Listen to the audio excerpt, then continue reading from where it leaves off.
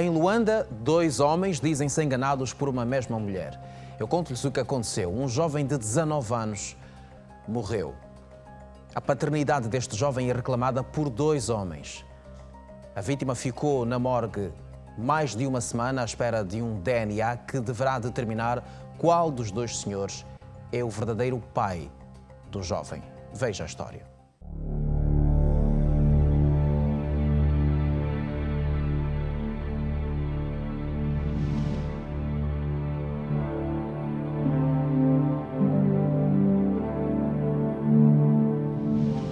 Um semblante carregado, cujo sorriso no rosto está longe de ser uma verdade. Meu filho era amigo, era feliz. Um jovem que viveu até os 19 anos. Hoje, morto, há mais de uma semana que não vai enterrar porque não sabe quem é o pai. Eu não tenho como fazer pagar, mas a justiça saberá como lhe fazer pagar. Um homem que criou. Eu criei. Eu sinto. O que eu sinto por ele é muito forte. Ele é meu mesmo, porque assim ele me chamava pai. E outro que se nega a dar entrevista porque, segundo os seus parentes, também vive a mesma decepção. No fundo, os 2 foram enganados. Uma certeza que une 2 famílias. Hoje, tem dúvida se o menino que você criou durante 19 anos pode ser ou não seu filho? Não tenho dúvida. Eu para mim é meu filho. Sendo ou não sendo filho do meu filho, nós criamos afeto por ele. Uma situação protagonizada por uma mulher que se esconde de tudo e de todos. Eu acho que ela está aí, eu sim. Isso mesmo, o moço insistindo aí, ela está. Bairro Nelito Soares. Distrito Urbano do Rangel. Quinta-feira, 10 de dezembro de 2015. Ana Simão, mãe de Pedro Quingando e avó de Anarido Quingando, o malogrado. Não consigo ir trabalhar porque estou aqui com o sentimento do filho que eu criei. Posso dizer é neto, mas é filho. Quando alguém cria, o caso não é fácil. Ela criou o neto desde os 3 anos de idade. Em 99, conversei com ela para me dar um menino a estar nos meus cuidados. Durante estes anos, Anarido visitava com regularidade a mãe.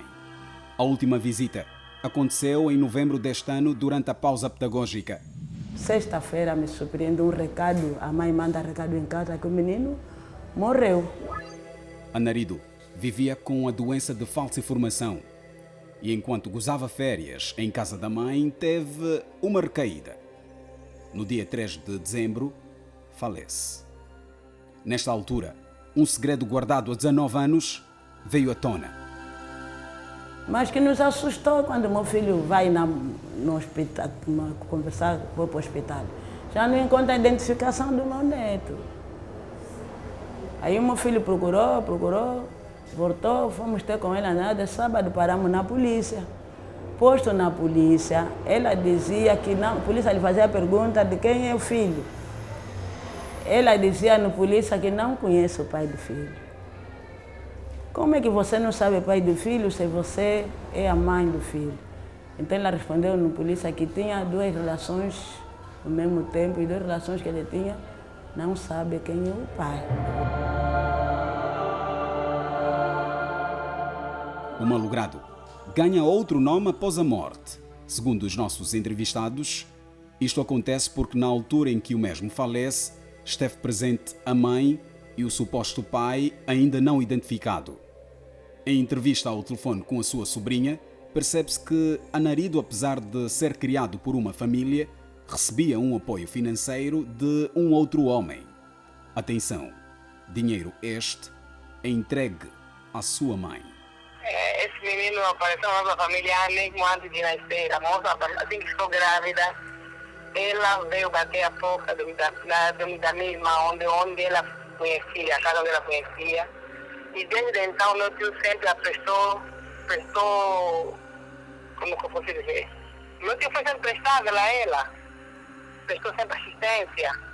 Podia não ser um pai presente, de estar todos os dias de saber como é que o menino estava, não sei o quê, mas o meu tio tinha sempre contato com ela, sabia onde ela estava sempre, onde o menino estava. Um teste de DNA foi feito para esclarecer a paternidade do malogrado. O resultado é demorado. E enquanto isto, sofre o corpo de um inocente que não descansa em paz.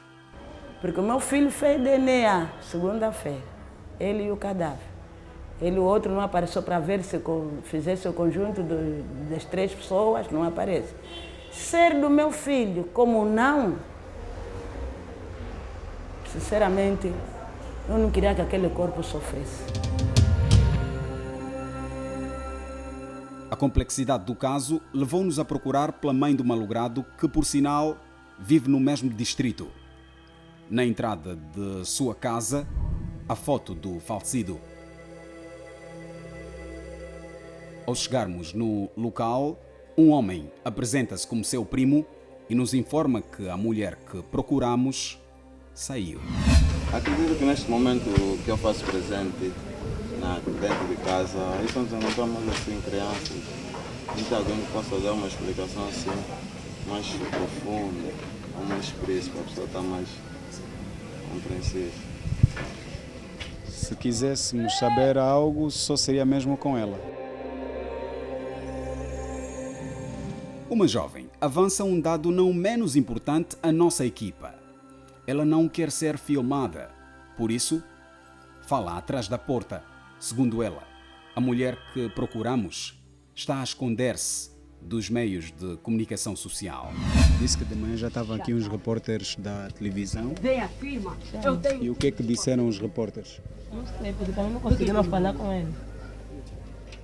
Então ela mesmo é que não quer se apresentar, é isso? Eu acho.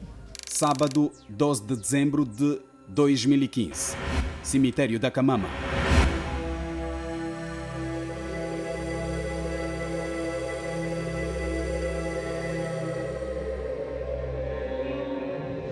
O funeral de Anarildo Quingando finalmente acontece devido a uma conversa mantida entre os 2 supostos pais ao telefone. Ambos chegaram à conclusão de que foram vítimas da astúcia de uma mulher.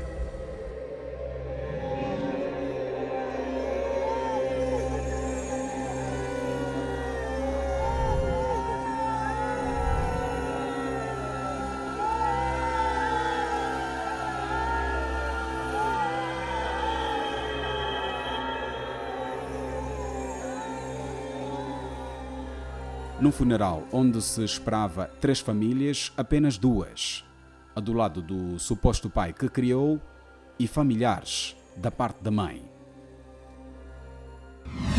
Só um detalhe, nem mesmo na sua última morada a sua mãe fez-se presente. Como foi possível manter um segredo desta natureza durante 19 anos? Bem, isso só a mulher que procurávamos nos podia dizer. Facto é que se trata de um caso que choca a moral e o bom princípio de convivência em sociedade. Ora, estamos aqui perante uma situação que assume os contornos de uma verdadeira tragicomédia, se quisermos, digamos assim, subsumir este episódio no subgénero teatral que envolve tragédia, comédia, melodrama, enfim, Dr. Pedro de Castro Maria. O certo é que estamos, de facto, perante um episódio dramático da vida real. Do ponto de vista sociológico, como é que faz esta avaliação? Na verdade, trata-se de um caso que choca a moralidade das pessoas, choca as famílias envolvidas. É uma senhora que, ainda por cima, não quer aparecer, como se diz, não quer dar a cara, Infelizmente, ela disse a cada um dos dois que não era o pai. Era o pai. E os dois foram acreditando que eram verdadeiramente os pais, até que o infausto acontecimento ocorreu. E então, na organização, na preparação, cada um fazia para o sepultamento do jovem, houve o tal confronto entre os dois. Infelizmente, para a família dessa jovem, dessa senhora mãe, e o nome mãe, esse nome terno, esse nome que nós muito prezamos porque mãe representa amor, sai daqui muito marcado, manchado. Inclusive a família dessa senhora com certeza estará pagando uma fatura pesada do ponto de vista do seu prestígio, da sua imagem na comunidade, porquanto a sua filha terá julgado o bom nome, nessa condição deplorável que nunca ninguém gostaria que seu familiar estivesse envolvido. Muito bem. Ora, vou rapidamente. Da Polícia Nacional, o que se espera é que, de facto, este DNA tenha resultado. Já existe o resultado? Exato. Isto queria dizer inicialmente, portanto, em função da própria complexidade do caso, obviamente que a Polícia Nacional tem um laboratório muito bem equipado, já faz testes de DNA. E obviamente que nessa altura este caso foi entregue já ao Ministério Público e está ainda no segredo de justiça. Temos de respeitar esse período. Obviamente que haverá um pronunciamento de pós-público, de formas a... Nessa altura tudo são cogitações, não é? De qualquer das formas nós temos a lamentar a forma como a coisa aconteceu, obviamente. Que repare que até para se realizar o funeral teve que haver consenso de duas pessoas que mal conheciam-se. Portanto, são os dois senhores que tiveram que falar ao telefone, que é para que houvesse o funeral, não é? Portanto, nós somos africanos e temos por hábito respeitar os nossos mortos. E aqui não se verificou tudo por culpa de uma mãe. Uma mãe, como disse o Dr. Maria, as nossas mães são sagradas e não se admite, se calhar, deve ter algum problema patológico, algum problema do fórum psiquiátrico ou psíquico. De qualquer das formas é que fica aqui manchada a imagem das mães, das nossas mães, não é? Mas a Polícia Nacional está a trabalhar neste caso. Exatamente. E obviamente que nos próximos tempos teremos um pronunciamento mais bem conseguido e acabado em função das provas que se vão depois reunir em função deste caso. Deste caso, exatamente. Muito bem. Ora, Dr. Euclides Bilingo, em que crime é que incorre esta mãe, já que, digamos, aqui estamos perante a pivô de toda esta situação, por assim dizer? Enquanto não se verificar o contraditório, enquanto não se realizar o contraditório, é um pouquinho difícil, enquanto jurista principalmente, tecer ideias conclusivas sobre o caso. Mas em todo caso, o silêncio deliberado dessa senhora tem alguma expressão penal? O silêncio só tem valor declarativo quando é estabelecido por lei, uso ou convenção, conforme perpetrado no artigo 219 do Código Civil, salvo erro. E neste momento, como nós vimos em matéria de crime de que ela vem acusada, o silêncio não tem qualquer valor declarativo. Não tem valor declarativo. Por isso é que existem as autoridades, existe o Ministério Público para fazer a prossecução do inquérito, mas em todo caso, partindo-se do pressuposto, isso não significa que tenha realmente, efetivamente, tido a conduta de que vem acusada, mas partindo-se do pressuposto de que ela tenha praticado a conduta de que vem acusada, ela incorre desde já num crime de falsas declarações perante a autoridade, ou seja, à luz do artigo 242 do Código Penal, salvo erro. Ou seja, este crime reporta-se ao momento do registro do rapaz, ao momento do registro do rapaz. Em algum momento ela terá faltado a verdade, não é? Em algum momento terá faltado a verdade perante a autoridade. Se vivia com alguém que se presumia pai. Aliás, segundo a lei, o pai é o marido da mãe, até prova em contrário, né?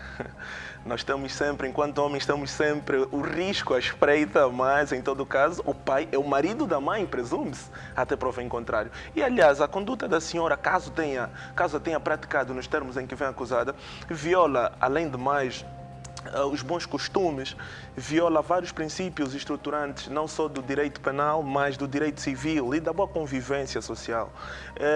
Mas, em todo caso tenha praticado realmente a conduta de que vem acusada, preenchendo os elementos do crime de falsas declarações perante a autoridade, ela incorre numa pena, né, num crime cuja moldura penal varia entre os 3 dias e os 6 meses de prisão. Muito bem. Muito obrigado, Dr. Euclides Bilingo. Casos, enfim, muito surreais estes que nós trouxemos aqui à Segurança Pública na edição de hoje. Tivemos um caso de violência doméstica e agora este caso. Mas em relação ao caso anterior, gostava de realçar para o vosso registro o número 15020. Para além do 113, que é o número da polícia, o 15020 é o número que pode ser utilizado para denunciar casos de violência doméstica que o caro telespectador tenha a ocasião de testemunhar em algum momento, na casa do vizinho ou na via pública. Enfim, são, portanto, terminais telefónicos que as autoridades angolanas têm ao dispor para ver se conseguimos atenuar um bocado esta grande pressão sobre a estabilidade das famílias que nós estamos a viver.